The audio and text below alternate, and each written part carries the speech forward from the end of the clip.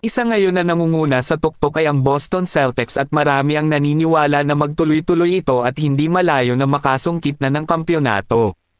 Naging malakas nga ang Celtics ngayon dahil sa kanilang nabuo na Big Three na sina Kristaps Porzingis, Jaylen Brown at Jason Tatum.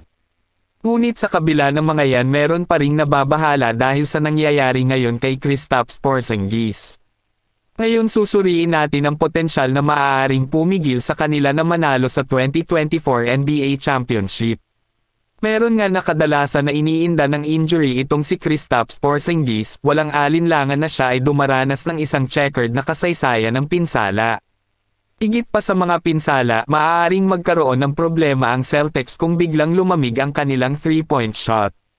Ang Celtics ang naging pinakamahusay na 3-point shooting team sa liga ngayong season na may average na mas maraming ginawang 3 kada possession kaysa sa ibang koponan sa liga. Pang-apat sila sa porsyento at una sa mga pagtatangka, binuo sila upang manalo ng mga laro gamit ang kanilang 3-point shot at nanalo sila ng mas maraming laro kaysa sa anumang koponan sa liga ngayong season.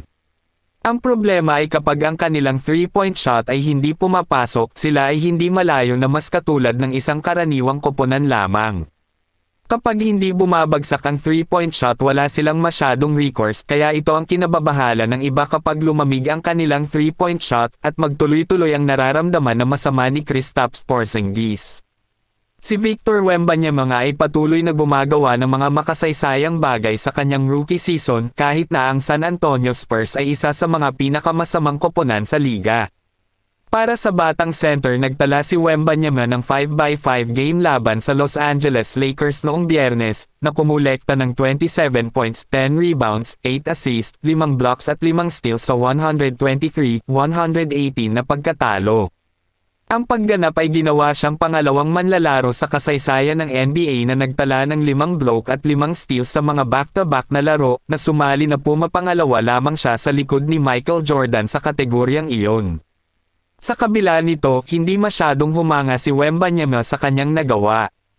Tinanong siya tungkol sa pagsali sa Jordan sa elite na kumpanya, sumagot ang rookie center na ginawa niya ito ng pagkatalo hindi katulad kay Michael Jordan na nanalo sa larong yun. Mahusay si Victor Wembanyama, ngunit gusto niyang maging mahusay din ang kanyang koponan.